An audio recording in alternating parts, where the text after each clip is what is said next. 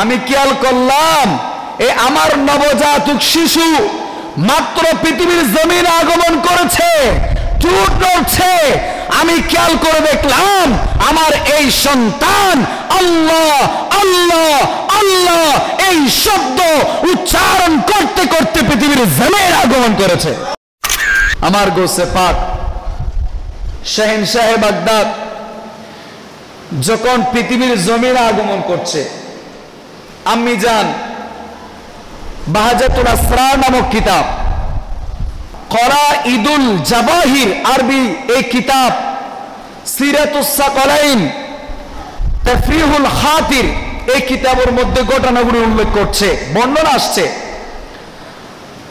আমার শাহিনশাহে বাগদাদ হুজুর গোসে পাকের আম্মি জান, যার নাম হচ্ছে উম্মুল খাইর, নাম কি?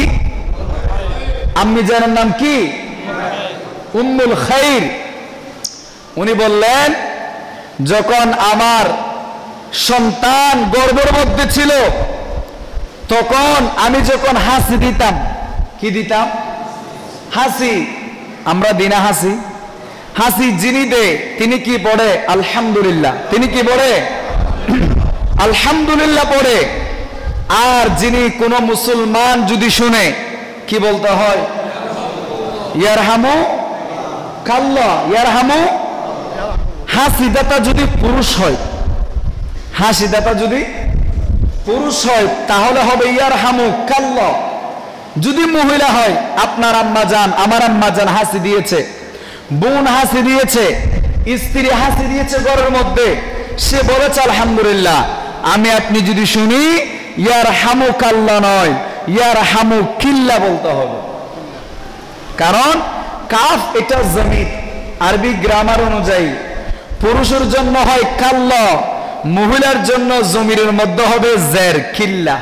সুবহানাল্লাহ বলবেন না? আমার গোসে পাকের আম্মি জান উম্মুল খাইর মা ফাতেমা উনি বলতে লাগলেন, আমার গর্ভের মধ্যে যখন আমার সন্তান ছিল, আমি যখন হাসি দিতাম, হাসির জবাবে আমি শুনতে পেতাম আমার পেট থেকে কে যেন আওয়াজ করছে, বলছে ইয়ারহামুকিল্লাহ, আল্লাহ পাক আপনার উপরে রহম বর্ষণ করো। আরো জোরে বলেন না? ইয়া রাসূলুল্লাহ, ইয়া রাসূল। সবাই একবার বলেন মারহাবা, আরো জোরে বলেন মারহাবা। আমার গোসে পাক, এখান থেকে বোঝা যায় আমার গোসে পাক শুধু মাদার জাত বলি নয়, আমার গোসে পাক মাদার জাত উলামা, মাদার জাত আলেমে দ্বীন। নাহু সরফের ক্ষেত্রে এই কায়দা নির্ধারিত হয়, নাহুর কায়দা অনুযায়ী এই কায়দা নির্ধারিত হয়। আমার গোসে পাক শুধু আল্লাহর ওলিদের পেট থেকে, পেট মুবারক থেকে আলেমে দ্বীন হয়ে পৃথিবীর জমিনে আমার আল্লাহ পাঠিয়েছেন। উচ্চ আওয়াজ বলুন না সুবহানাল্লাহ। 5 বছর যখন হলেন, কত বছর? পৃথিবীর জমিনে যখন আগমন করছে তখন মুখ মুবারক চোখ নড়াচড়া করছে আমার গোসে পাকে।